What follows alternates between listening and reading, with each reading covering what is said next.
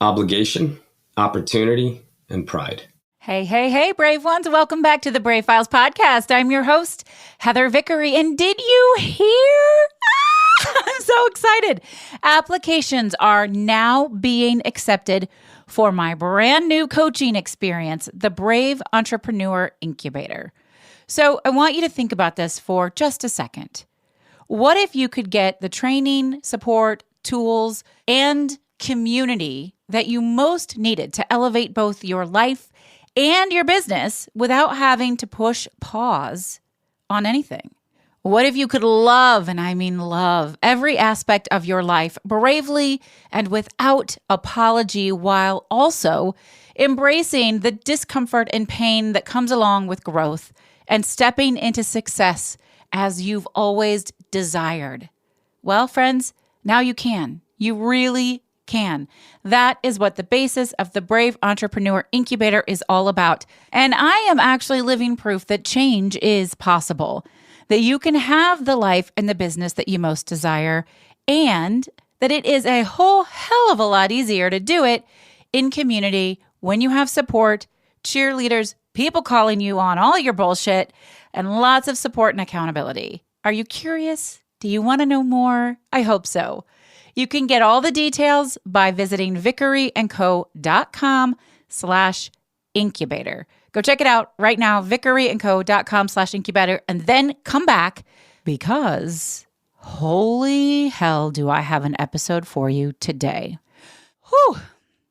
Y'all, I am still speechless. And I know, that does not happen very often. Today's guest was once an undercover agent who worked inside al-Qaeda to dismantle it from the inside. Tamer Elnoury reminds us that it's what we do not know that scares us most. He reminds us to take time to get to know people, to understand their motivation and their hearts, and then you will understand what drives them, good or bad. His story is incredible. Tamer Elnoury is not his real name. He is protecting himself, of course, but I learned so much in this conversation. I'm eager to share it with you. I'm so honored that this American hero chose to spend some time with us. So here we go. Thank you so much. You're listening to The Brave Files, where we share stories from people who've stepped out of fear and into bravery in every possible way. What we know for sure is that when we choose bravely on purpose, we choose bigger, we win bigger, and it's contagious. It's our hope that these stories connect with you and encourage you to embrace bravery in every possible way, day after day. Together, we can build a movement that enriches both our lives and our communities. The Brave Files is brought to you by Vickery & Co., a success and leadership coaching firm dedicated to helping you build a life and a business that you are absolutely in love with. Vickery & Co. offers group programs, membership communities, one-on-one coaching, VIP days, corporate trainings, workshops, keynote speaking, and so much more. Visit vickeryandco.com to get all the details. Tamer Elnoury is not his real name. It's one of several aliases he's used throughout his career to infiltrate terror cells across the globe. His job was to decimate al-Qaeda and ISIS from the inside out. He was required to put his arm around some of the worst people on the planet and convince them that he was their brother and their brother in arms, and then to ruin all of their plans of death and destruction without them ever knowing he was coming. Well, that's hard to say, Tamer. Welcome to the podcast. Oh, thank you, Heather. Thank you so much for having me. I mean, did you write that, or just reading that and knowing you did that before we even get started? Like, my heart is pounding out of my chest. What's it feel like to write that? It was surreal, actually, and it took me some time because it's hard to put into perspective the job that me and my fellow covert operatives have had to do, and that most Americans never knew about that line of work that we were in. Yeah, absolutely. Well, so we've identified that nobody really knows who you are. That is for your safety and for your family's safety. So you're Tamer here with us today and publicly as well. But goodness, how did you become Tamer? Before all of that, I mean, how does one get into this line of work? My goodness. Well, it all started me working undercover narcotics back in the late 90s, early 2000s. And when I first started, I was pretty awful. It's actually only by the grace of God and the amazing team I had behind me that I didn't die in those early years. Wow. When we're bad at something, it's easy to blame nerves or inexperience, but it was so much more than that. I went about everything the wrong way. I didn't prepare for these undercover assignments. I used to think I had all these biases and preconceived notions in my head, what the dealer was supposed to look like, what I was supposed to look like. I didn't know how to truly prepare properly. You can go through all the training. At the end of the day, you do have these preconceived notions of this world, and you find yourself leaning on some of these biases. It wasn't until I shed all of those biases and began to see this world, the undercover drug world, the narcotics world, through their perspective, that I was able to become successful as an undercover. I shed all my biases. And once I saw the world through theirs, I saw the world through the eyes of users and sellers, street level dealers, cartel bosses, and everyone in between, their families, their history, their tendencies, their motivations. That's when my undercover career took off. So And fascinating. I loved my work and I was starting to get good at it, but then we got attacked. Right. And after 9/11, I had to shift gears. Right. Well, let's hold on to that for 1 second, because you said something that gives me a lot of hope, but we don't hear a lot from law enforcement, which was acknowledgement of bias and preconceived everything, right? So first of all, I want to thank you as a fellow citizen of this nation for admitting that that's how we often approach situations, especially folks in law enforcement. How does one go about shifting that to shed those biases? And then when you approach and become better at your job because you understand, are you more patient? Are you more thoughtful? Are you more, like what, right? Because when we understand systemic racism, when we understand how people get into the situation that they're in, it shifts how we engage with them. Absolutely.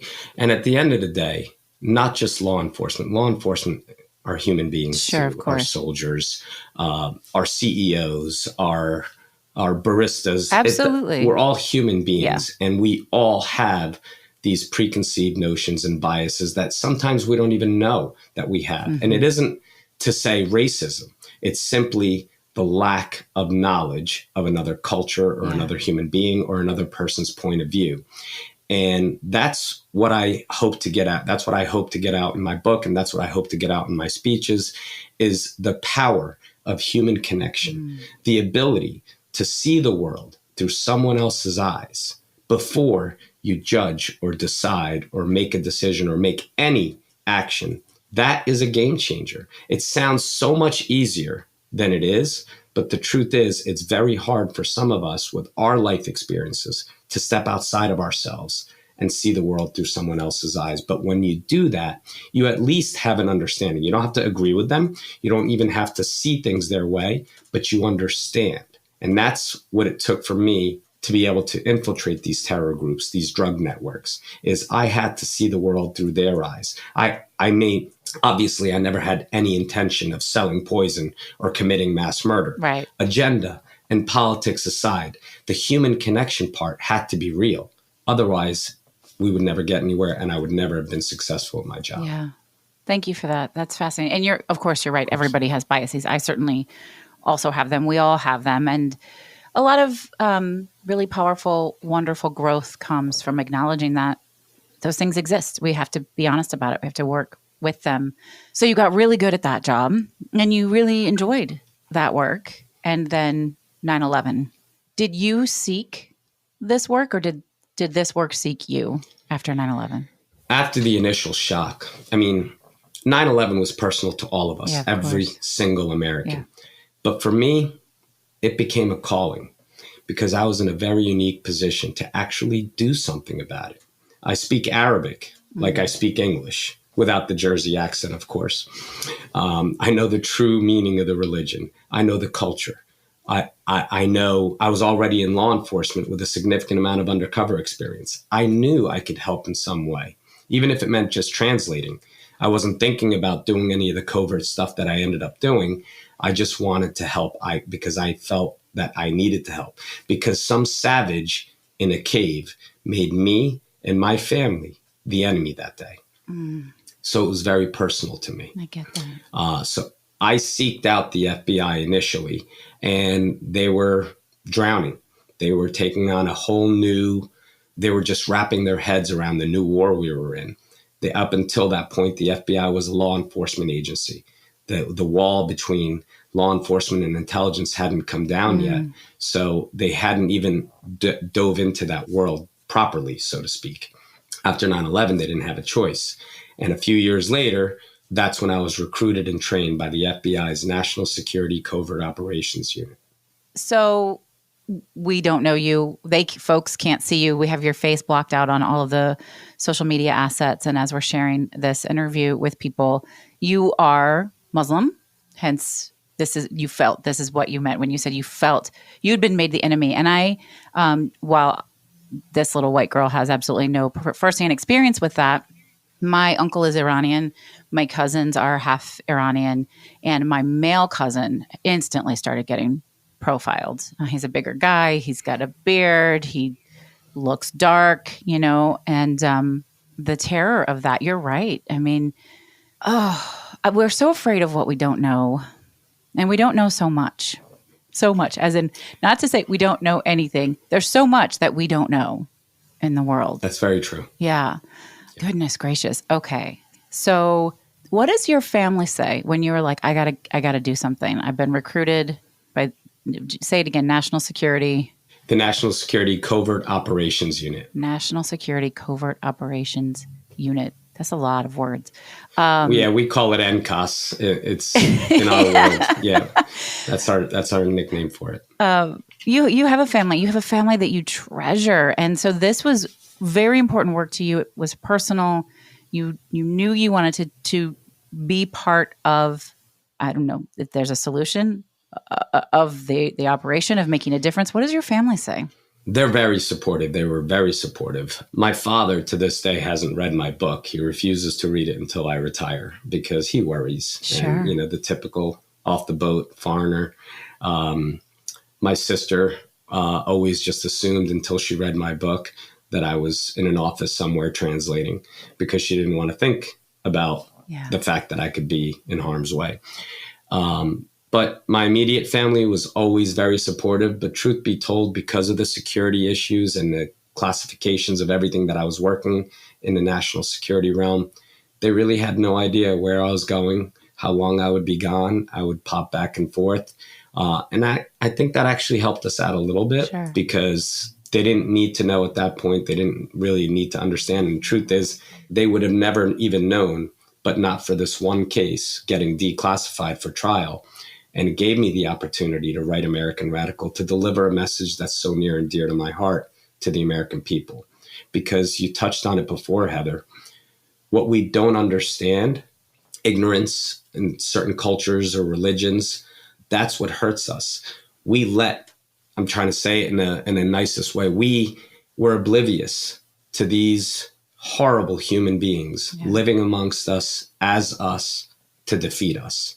But when we got punched in the mouth already, and we saw this movie and we vowed to never see it again. And the way to get over it is not to profile every brown guy with a kufi as a Muslim, as a terrorist. No, what you need to do is understand the major differences between the radical mindset and the true tenets of the religion. And only then, as Americans, we will now be able to tell you who's good, who's bad, because I'm educated. I know that guy's just religious. That guy, there's a couple of red flags. And that will help us to be able to keep ourselves safe so that they can never do that to us again. Absolutely. But of course, you're very intimately involved. You can see those red flags. The average American who doesn't take the time to understand, everybody looks scary. The truth is, not only there are radicals in every religion, in every group. I mean, not to get too into the weeds with it now, but we're seeing it play out right now front and center on the stage in America, radical religion is attempting to take over and cause a lot of harm. Agreed. It's what happens if it goes unchecked and if we don't take that time to really understand and to know the difference. So you thought maybe you would translate some things, you would go in. Did you know a couple of years in when they really recruited you that you were going to actually be boots on the ground, arms around these very evil folks? Did you know that's what you were going to do?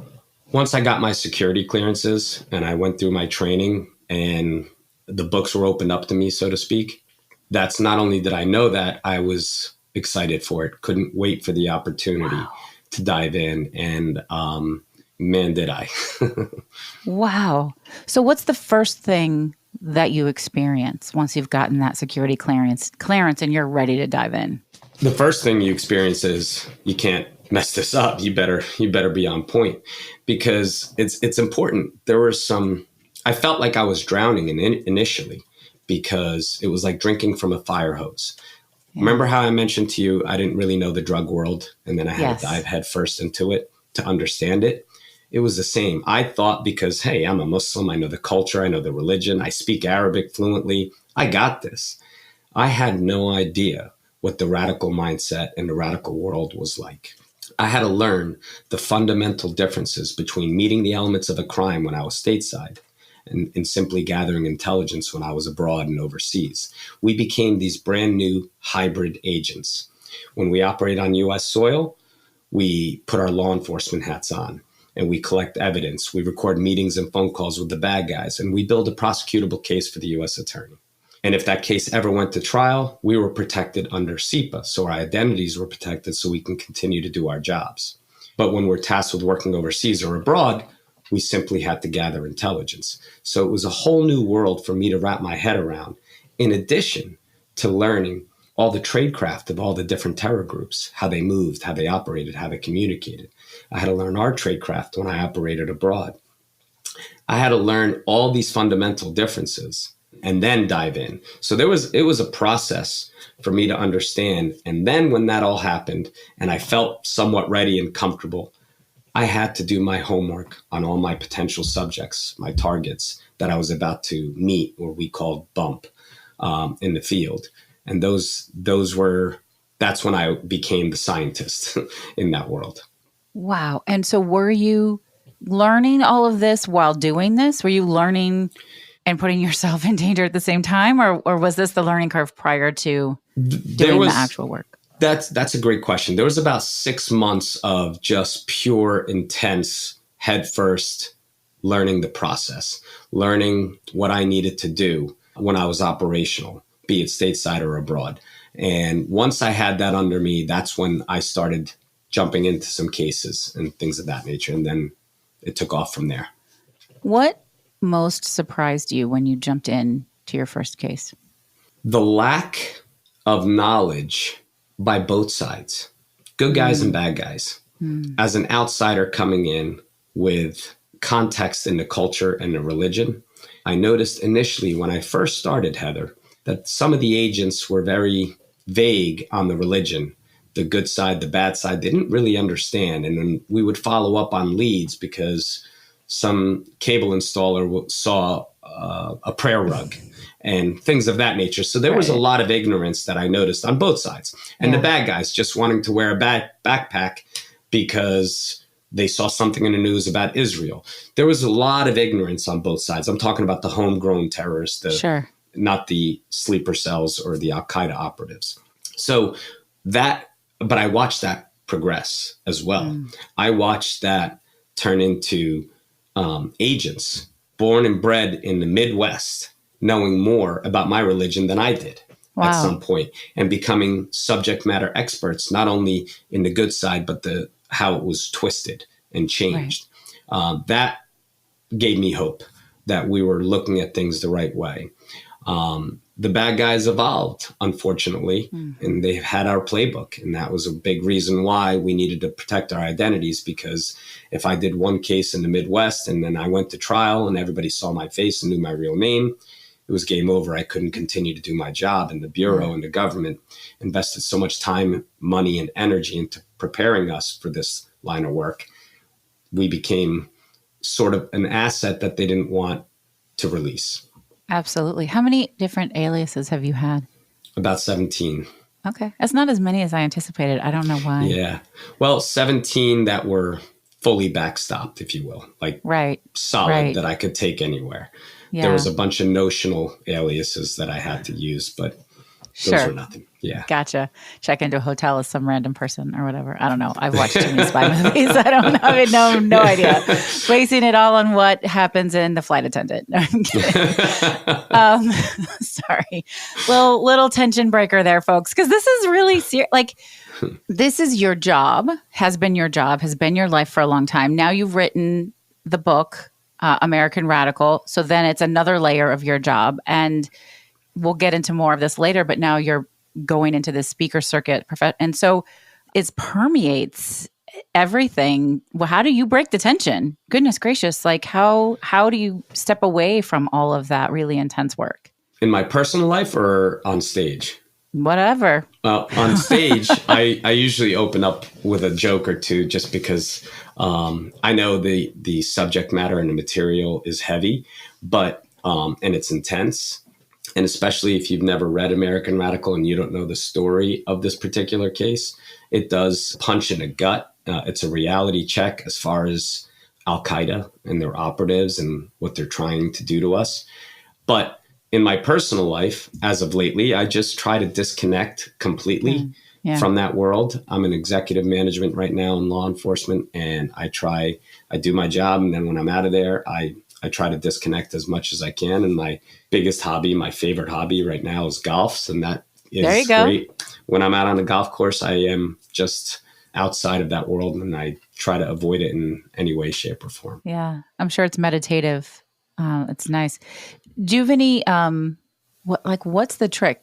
So I think a lot of people would go on the golf course and they would still be thinking about this constantly. Is there anything that you do to allow yourself to detach and reset? Yeah, I think there's, I feel like my mind is broken down sometimes like a serial killer. I don't mean that in a very bad way. I'm never hurt anyone, but if you looked at my closet when I was fully operational, it was like 17 different compartments, different types of clothes, different outfits, 17 different accordion folders of identities and stuff. And every time I took a case, depending on what case or what alias I'd be using, I would flip a switch. And it was imperative for me to flip that switch completely. So my true self, my government self, my personal self is in a box and it stays at home. I don't even have any of my clothing, my watch, everything is married to that alias. And I become that person from the second I get on the plane. And that I always refer to that as flipping the switch. Sure. And when I flipped that switch, I had to stay there. But when I came home, I just flipped the switch the other way and I dove into the other stuff and I put everything else away. That's how I survived and functioned mentally in order to never bring my family or my friends or my upbringing into my work. And it worked for me. I have that unique ability to do that. And when I do it now, does it work every time? Does the switch get broken? Of course. When there's a lot of intensity and a lot of things going on, have I lost sleep, nightmares, things of that nature? Of course, that still happens today. But when I'm consciously able to flip a switch, I could flip it both ways. I think that's a really incredible skill. It's code switching at its finest, to say the least. So I've been thinking as we've been talking, as I've been listening to you, and you talk about really understanding the drug world, working through those biases and getting to know that and how it shifted your ability to do your job well. When we humanize people, we see them differently, usually for the positive. And so, I can only imagine that you had more tenderness maybe for some of these folks, maybe not the cartel, right? But your average street dealer or whatever. And I'm wondering if that work shifted how you engage with those folks, and then what was different when you were literally infiltrating al-Qaeda. You hit the nail on the head. I had to connect with their humanity and not what they were doing or trying to do, right? Yeah. That's the key to doing any of this covert work. The most important thing is getting to know these people. So when I get a folder, a lot of times I'll be in a SCIF, a secret compartmented information facility, and I get top secret classified documents about my target. 9 times out of 10, nothing that is in those documents and nothing that would be said in a SCIF is going to help me to do my job. I don't care about any of that stuff. My job is to connect, to ingratiate myself with this person as a human being. All the other stuff will come later after the human connection is set. So for me to learn about, for example, in the book, Shahab Essegayr, I didn't care that he was an al-Qaeda. I mean, of course I did. Obviously, that's why I was getting in front of him in an undercover right. capacity. But none of that mattered or was going to help me in any way, shape, or form to tell me how bad he is, who he knows overseas, what he's planning to do, blow this up, kill this person. That's all well and good. We'll get to that. But that doesn't give me a direct line to connect with him. So I need to know what he's doing when he's not being a jihadi, when he doesn't think anyone's looking, his vices that he thinks no one knows about. These are the things I need to know so I can tailor make my legend or my alias to fit his life and needs.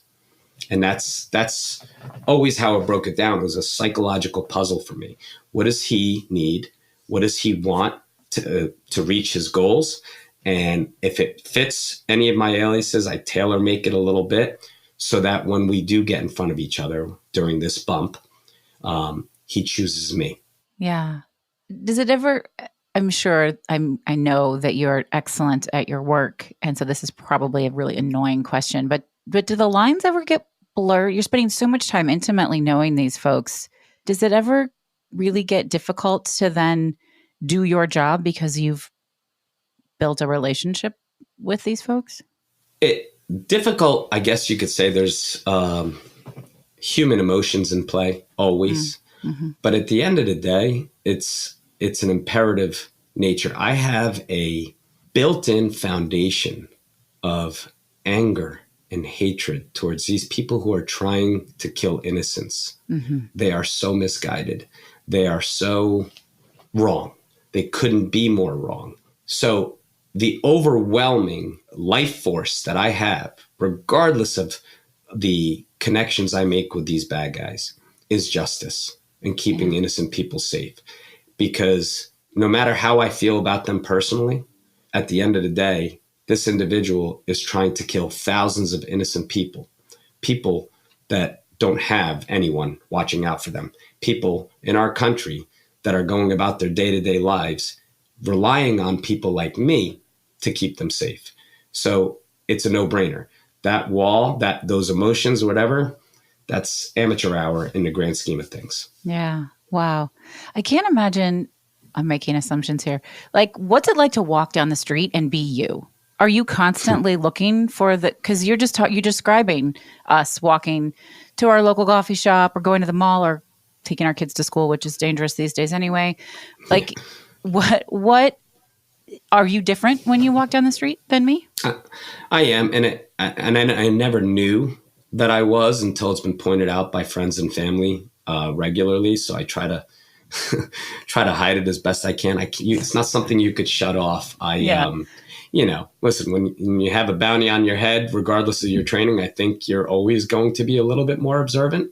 You're going to be a little bit more aware of your surroundings. You're going to notice things. Most people in law enforcement and in government do that anyway. Mine just happens to be a little bit heightened because of the 27 years of doing this, but that's natural. Yeah. And I don't even see it or notice it anymore. Sure. I mean, you're probably the safest person to walk down the street with. Your friends and family are like, annoying. Let's just take Tamer with us. Or the most annoying, one way or the other, no matter how you slice it. Come on. All right. So you indicated that one of your cases became declassified so that it could go to trial. Did that end your boots on the ground al-Qaeda infiltration because it was no longer safe for you to be doing that specific work, or no? No, because the SIPA protections that I mentioned earlier, SIPA stands for Classified Information Protection Act. Okay. What the U.S. government did brilliantly was to take all their NCAS operatives and classify them and make their identities to keep their identities safe. So if a case ever went to trial, like this one did, even though this one happened to be an international terrorism case that was being tried in Toronto, Canada, the Canadians were gracious enough to offer me the same protections that I have here in the States. So they protected my identity. I got to testify, and I had to testify for 3.5 weeks. The media never took a picture of me. No one ever saw me. No one ever learned my true name. And I was in and out in that month of trial without anybody having any idea who I truly was. And I was operational shortly after that trial. Wow.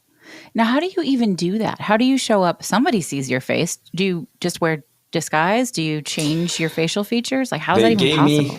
They gave me, it was like the Prime Minister's security detail or something. So I was picked up from the airport. They flew me in a private airplane to Toronto. And the second I came off the plane, because there was a media circus surrounding this particular case, I would have, they called it a toque, which is great. I love Canadian terminology. It's basically a ski mask. Right? Okay. And I so you look on. like the bad guy. I did, exactly. And they covered me up and they took me to a safe house and they did the same thing back and forth. They brought me in through the back. The jurors signed non-disclosure agreements and there was nobody in the courtroom except for the bad guys and their attorneys, the judge, the prosecutors, and my FBI and RCMP team. Royal Canadian Mounted Police. That was it. And the media was shifted to another courtroom where they could hear what I was saying, but could never see me. And they weren't allowed to record my voice. What about the bad guys, though? They could see you? Yeah, of course. Well, they saw me for a long time. So they knew who. Yeah. Okay. Exactly. So I know it gets confusing. People are like, wait a minute. When they saw my website, they're like, I could kind of tell your face. I go, listen, it isn't about my face. It's about my name. At the end of the day, I protect my face for facial rec issues, but they know what I look like. The bad guys know what I look like. They just don't know who I really am. They know me as any of my 17 aliases, but they don't know my true name. So they essentially, in theory, can't find me. That's the best part of that. Wow. And so then this declassification is what led you to writing your book. Tell us a little bit about deciding to do that, what that writing process was like, and what's shifted for you since writing American Radical. I had just came back from overseas and I was watching something on the news and one of the newscasters said, it was right on the heels of a terror attack by ISIS in Europe. And they said, how many millions of Muslim Americans are there? Why don't they stand up and denounce these attacks? Why aren't we hearing from them? And I know we're trained, Heather, to, just disregard a lot of the negativity you hear in the media, but for whatever reason, that struck a chord. Maybe because I'm getting older and whatever. And it bothered me because of where I just come from and what I was doing and how many Muslim Americans that I work with that work to protect our country. My sister refuses to say the name ISIS or al-Qaeda in the same breath because she's appalled at the fact that they're associated with our religion. My father prays for their death and destruction every day, but they don't have a voice. Right. And on the heels of that declassification and the trial had just ended, I reached out to FBI Security Division pre-pub and asked if I could tell the story. And because it was declassified, they said yes, but we would have to look at it before it was released. And that's when the ball got rolling. Wow. Okay. So they said yes, you got the go ahead. What was your writing process like? And it's really fast. This is a weird tie-in. I'm currently reading The Body Keeps Score, which is a really excellent book about how we overcome trauma and PTSD and things like that. And they talk a lot about folks who have been in war, been on frontline stuff. And I just as I was coming up to do this interview, he started talking about the power of writing and journaling and how when we do this, it sort of shifts us. We gain awareness and clarity. And so I don't know if that was true for you or not, but what was that process like? Absolutely. And I probably wouldn't even have put it in those terms until you said it the way you did, because it was, looking back on it now, it was a remarkable experience. Penguin Random House, Dutton, hooked me up with Kevin Maurer, my co-author. They made him sign a non-disclosure before the poor guy even got on the phone with me. He gets on the phone with me. We speak for over an hour. I realize he's my guy. And his process was brilliant. I learned so much from him, and he's unique in every way. But every day I'd finish work, whether it was with the Bureau, my own other agency, I'd stuff a sandwich down my throat, go to the park, put my headset in, and Kevin and I would speak for about an hour and a half, give or take. We did each chapter separately after the outline was put together. We would discuss, he would write, I would write, we'd exchange back and forth. I'd get the chapter, we'd clean it up and move on to the next. And we did that for about 7 months.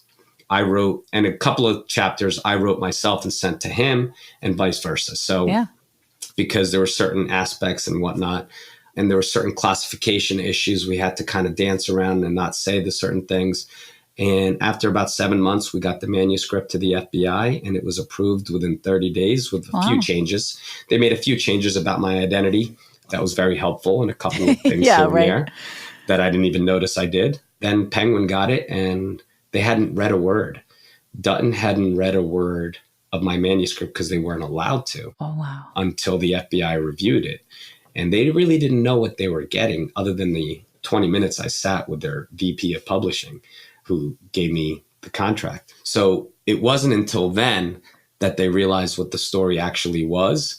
And that's when 60 Minutes got involved and all that sort of thing. So, yeah. Wow. I mean, it sounds like, first of all, just as a writer, and I'm thinking about the content of your book versus my book's over my shoulder. Those of you listening can't see it, but my book, Fuck Fearless, was like, man, I feel like a lightweight. Oh, no, God, no. After writing that. But as a writer, I mean, it's a really great process. And, you know, folks, you don't even have to have a co-writer supporting you to use that kind of system. It's a smart system, but it is very therapeutic, for lack of a better word. No doubt. Absolutely is. And looking back on it now, it was funny because I found myself very similar to the trial. And I would look at some of the bad guys' faces when they were listening to some of the recordings and the happy, quote unquote, happy moments that we had together. And I could see people reliving, the bad guys reliving those times. It was therapeutic for me because there was a lot that happened towards the end of Operation Direwolf. And that was painful to a lot of us. There was a lot of, you know, the media painted it as a win, you know, a first of its kind, they said, a cross-border law enforcement and intelligence operation that led to the successful disruption of multiple terrorist plots in 2 countries. But there was a handful of us that didn't view it as a win. And that was important for me to get that out, for the world to understand the challenges that we have and what we viewed as success. That's incredibly poignant. It reminds me of a line from the 2nd season of Handmaid's Tale. We don't have to get too far into it, but she's figured it out, right? She's figured out all of the insidious stuff that went down to get them where they were. And she said, nothing bad is ever bad for everyone. That's so true. And I think about that all the time. And it feels like it was probably a win in a lot of ways. And yet, and you guys got to read the book. You got to read the book to hear Tamer's perspective. Yeah. And especially with this operation, I can see that. None of the terror plots came to fruition. Thankfully, I can see that. Thank goodness. But there was a lot of other reasons that you saw getting the rug pulled out from under us at the end, where I can make the argument it wasn't a win. There was a lot of meat on that bone. Yeah, it was more. There was more you felt that you could do. Absolutely. Yeah. So you went right back into the field, but you're not in the field now. You said you have I don't want to use the word desk job, right? But you're in management now. Yeah. Oh, trust me. It says desk job as it gets. I run a lot of the operations side of the house. I still train a lot of my undercovers. I run a bunch of task forces and things of that nature. So I get to live vicariously through my guys. But at the end of the day, I'm just reviewing ops plans. I'm barely in the field anymore. Do you miss it? I miss the camaraderie and the work and getting in it, but no, and not as much as I thought I would. And I'm looking to retire in the very near future as well and turn the page. So I think, I guess ask me this time next year and I'll let you know. No, but that makes a lot of sense. I personally am thankful, very thankful for all of the work that you've done and the way that you have put yourself on the line to protect all of us and really in the whole world. But I could see maybe a sense of relief, right? It's a lot of pressure. Yeah, absolutely. And you don't realize when you're in it, at least it took me until writing American Radical that I realized that I was a bit of an adrenaline junkie. I know I was like, I thrived on pressure. I thrived on things not going smoothly, almost as a mental challenge to myself. I'm sure if I was younger now, I would have been classified with some sort of learning situation because I got bored very easily. There's no ifs, ands, or buts about it. But back in the 70s, they didn't have programs like that. So Tamer has ADHD. Is that what you're telling us? That's exactly what I'm telling you. So I needed to be challenged and pushed, or else I got bored really quick. So yes. So I think the exhaustion after the fact and thinking about how bad so many things could have gone. And honestly, Heather, some of my proudest moments in my career, ones that I think about from time to time, no one's ever going to know about. No one's ever going to hear about it. No one will ever see that. And that is okay. I don't care. Like this case, Operation Dire Wolf, sure, it was declassified. So I got to give you the meat and potatoes of an actual case and tell you how it works and tell you about the heroes that are there to protect America. And it was a cool story, fun story, great. And this is how it planned out. And this is how it worked out, rather. But the other stories that I will never be able to tell is what I'm most proud of. And I will take with me for the rest of my life, that I can rest my head on a pillow saying, I was fortunate here. I was lucky here. And it was great. Oh, that's really beautiful. Of all of the wild, insane situations you found yourself in, when have you found yourself feeling the most brave? I mean, that's an alternate question to what has scared you the most, but this is the Brave Files. So we talk about like, when did you know, like, motherfucker, I am brave. Like, this is some brave shit. It's funny because the overall concept of my job, I wouldn't classify as being brave. And I'm not being humble or modest in any way, shape, or form. And I said this in a couple of interviews when the book came out. It isn't bravery. Again, it goes back to those words that I mentioned. It was an obligation that I had. I happen to be in law enforcement. I speak Arabic. I'm a Muslim. I have no choice but to do it. And what the government did was take me in and protect me taking those skill sets and assets, and they protected me more than they would protect anybody else so that I was safe while embedded in these cells. Mm-hmm. So for me, it was just a matter of getting on target and doing the job, if that makes sense. Yeah. All right. Well, so then when have you felt the most brave in your life, if that wasn't it? That's a great question. I guess bravery for me isn't about being scared and overcoming, even though that's the actual Webster's definition. For me, it has to do with the ability and sacrifice that you give to others. So in my particular situation, it's always been towards my family, my children. And things that I've done there, without getting into specifics, I would say that would be the bravest I was able to be, was for my children. But as far as my work was concerned, sure, you can call it bravery. And there are certain situations and cases that I will never forget about, that I did some, looking back on it now, idiotic, stupid shit, and I should be dead. I'm sorry, I'm not laughing that you should be dead. It's not funny. No, it's true. It's seriously, like, I think back on some of the chances I took and the things that I've done and how I'm sitting here today. Every now and then I laugh, but yeah, I guess that would be the idiotic bravery part. But the true bravery came from things with my children. I love that, because it's so much the work that I do is reminding folks that those really most powerful moments of bravery are not the ones that you would think they are. Yeah. Yeah. You're exactly right. I couldn't agree more. It's a nice lead into a question that I get to ask in every single episode of the Brave Files, which is, how do you like to celebrate successes and wins in your life? I mean, how the hell do you celebrate when you're in an al-Qaeda? Woo! Yeah. Again, circling back to some of those cases I can't discuss. Yeah. I go back when things work out the way we hoped, when we get the bad guys, some of the really bad guys, and you put in a ton of time and effort and thought into accomplishing that goal that sometimes feels unattainable. When it does happen, me and my team, we sit down alone in a private area and we reflect and we kick things back. I brought that to my narcotics task force after my counterterrorism days. It's almost like a debrief, but it's more fun. Like a debrief is more official. Yeah. Let's break it down. Let's put it in. This is what's going in the file.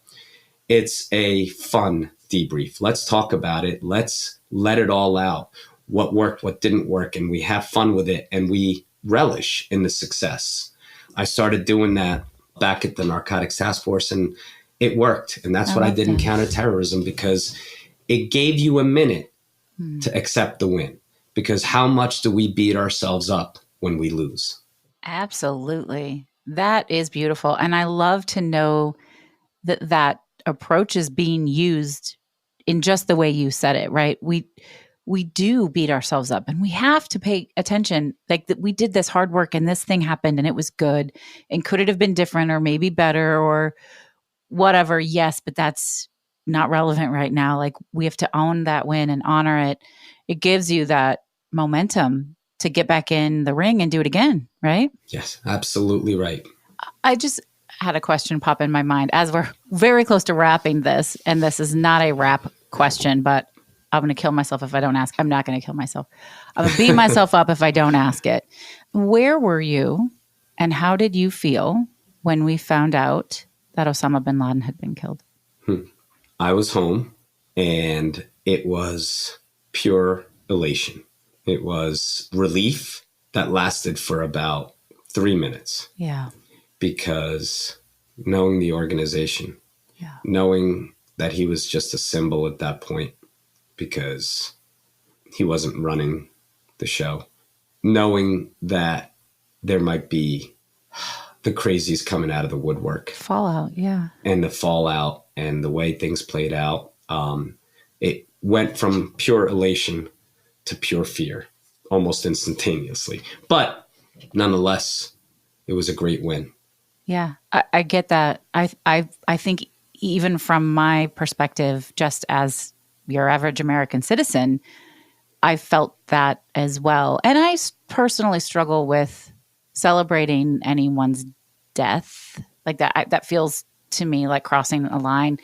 Like I don't want those bad guys out there. I want them to be stopped, but also something really gross about celebrating death. I remember seeing the images of President Obama, like that. I don't know, it had to be intense. Did you have any insider knowledge that was coming? No, I did not. They kept that very, very tight-lipped. I bet they did. Yeah, absolutely. Yeah. Oh my goodness. Okay. So you have a book out, American Radical. How can people find it? I'm on Amazon and I'm on Penguin Random House's website. If you Google American Radical, Tamer Elnoury, I'm everywhere.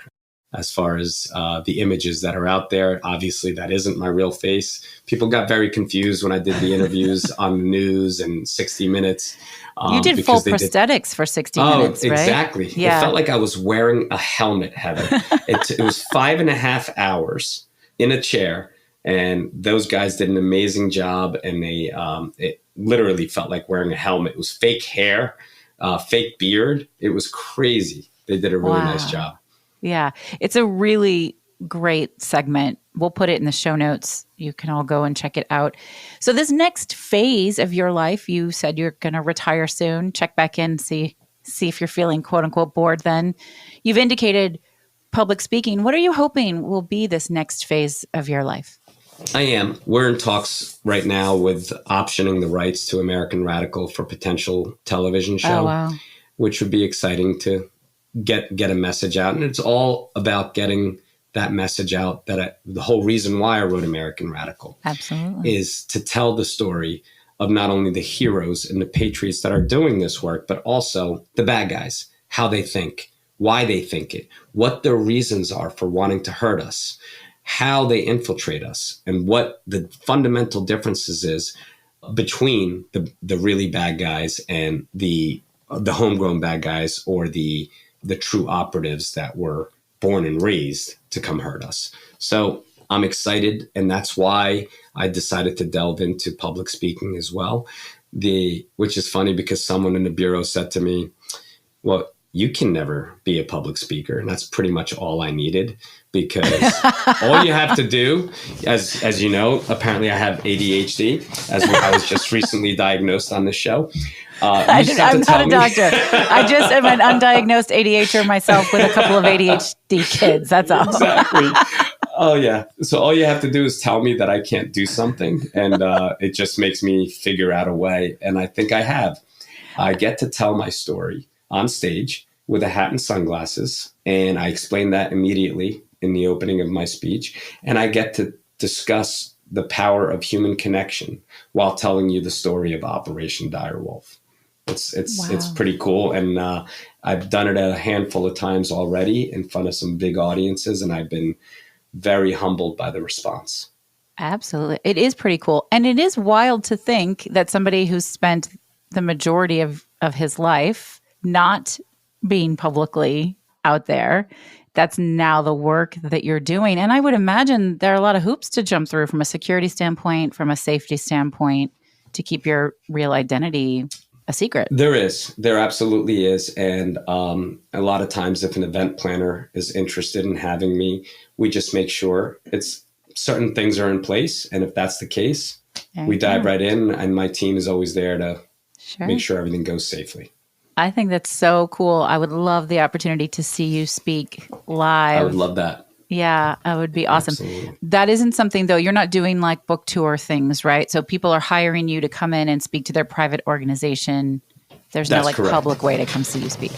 No, that's correct. At this point, no, we're not. Advertising is a little tough for me. And we've had several requests that we had to kind of unfortunately decline. But for the most part, if a private corporation or a business or a company or a charity or whatever wants, they just go to my website and they link up with us. And as long as it fits our mold as far as security protocols, we don't say no to anyone unless there's security issues. Right. And if it fits that mold, we love it. We love telling this story. We love spreading this message. I love signing books for people. It's a passion, and I look forward to continuing doing that. That's beautiful. You look excited. For those of you who are listening, which is everybody, because I promised Tamer that we would not put any video out. But even now, it's dark. Like, I can kind of see you, and for a minute I was like, "Oh, it's so dark there." Then I'm like, "Oh, he did that on purpose." It took me a second. I was like, your lighting's bad. Oh, wait. No, that's a really great segue into a question that's near and dear to my heart, which is, what is your favorite charitable organization to support? Everything having to do with hunger, children's hunger, world hunger. I'm very passionate about that. And I'm also very passionate about the Folds of Honor. It's a program that was created about 15 years ago now that provides support, financial support, scholarships to the spouses and children of fallen military or disabled veterans. And they've recently done that, are now doing it for law enforcement and fallen law enforcement families. It's a wonderful organization. Everything they do is to support the ones who supported our heroes. I love it. I love any opportunity I get to support them in any way. I jump all over it, because it's such an honorable group of men and women that really take care of our heroes and our heroes' families. Yeah. Oh, it sounds really important, like a really excellent organization. So for those of you who don't know them, we'll put links here. Go and check them out. Give whatever you can, right? That's what I say every episode. If it's time, money, social media shares, likes, think about it for the people in your life who might need it. So thank you, Tamer, for introducing them to us. They'll be our charity of the week this week. Oh, thank you. It means a lot. I appreciate that. Absolutely. Will you share your 3 words with us one last time? Obligation, opportunity, pride. Incredible 3 words. I think that you've done a stellar job of explaining why those are the words that you picked. And your pride, we can hear it. Even though your face is shadowed, I can see it. I can feel it in your energy. And I'm sure that's what you bring to the stage. I hope folks will grab your book. We have e-copies. I need to get my hands on a hard copy. Maybe we'll get a chance to have you sign it sometime. Oh, I promise. I'll get one to you ASAP. We would love that. Thanks so much. Thanks so much for being here. Thank you for all of your sacrifice for our safety. And I'm really touched and honored. It's been such a joy. Oh, thank you so much, Heather. It's been a pleasure speaking with you. You're amazing. Big fan. Thank you. Thank you. Absolutely. Wow, everyone. Wow. Are you all as speechless as I am? Tamer's story it's incredible. The sacrifices he's made, the work that he's done for all of our safety. I got the joy of having sort of a more in-depth, relaxed conversation with him afterwards. Not that we weren't relaxed in the interview, but some things that he couldn't really say on the record. And I just have to tell you, he is the neatest guy who is so heart-centered. And it is such a joy to be able to bring him here to all of you so that you can know. I was really particularly moved by this notion that what we don't understand hurts us. And I feel like we can apply that in so many different ways in our life. What we don't understand hurts us. So that includes things as crazy and intense as, radical mindsets, but it also includes how we look at our lives day to day, how we're feeling, what we're thinking, what our choices are, what our actions are. What we don't understand hurts us. It's actually the core of the Brave method, right? It's all about understanding ourselves, our dreams, our desires, and then leaning from there, starting from there. Absolutely beautiful. I hope that you all really enjoyed this episode. Go and get your copy of American Radical.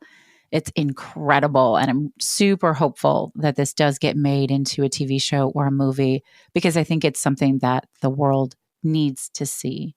I want to remind you all that I do a live show every single Wednesday, 1:30 p.m. Central. You can catch that on YouTube, which is youtube.com/Heather Vickery, or find me on Instagram. My tag on Instagram is @Vickery&Co. And if you are touched, inspired, moved, or motivated by any of the content that I put out there, you can say thanks by buying me a coffee. It's pretty easy. You visit vickeryandco.com/say thanks, whatever you want to contribute. And as a thank you for your thank you, I'll give you a little love here on the podcast, either on the live show or in my weekly newsletter. So I would be super grateful for anything that you want to contribute there if the work is really moving you. Until I get a chance to talk to you again, it is my honor and my privilege to bring you these incredible stories of people who are out every single day, living bravely, choosing bravely. This is Heather Vickery reminding you every single day to go out and choose bravely. Talk to you soon, folks. Bye. You've been listening to The Brave Files, stories of people living courageously. Visit us at thebravefilespodcast.com to learn more about the show, find our show notes, and access full episode transcripts. And we'd love to know what you think of the show. We invite you to connect with us via Instagram and send a DM. You'll find us at The Brave Files Podcast on Instagram. Our music was created and produced in a custom collaboration with Matt Lewis from ML Creative Consulting, a boutique firm dedicated to helping clients identify their unique sound and amplify their brand with custom-delivered soundtracks. Special thanks to everyone on Team Brave, from our audio engineer to our producers, associate producers, copy editors, writers, and support team. The show wouldn't exist without them, and we are eternally grateful. I'm your host and executive producer, Heather Vickery. Thanks for tuning in.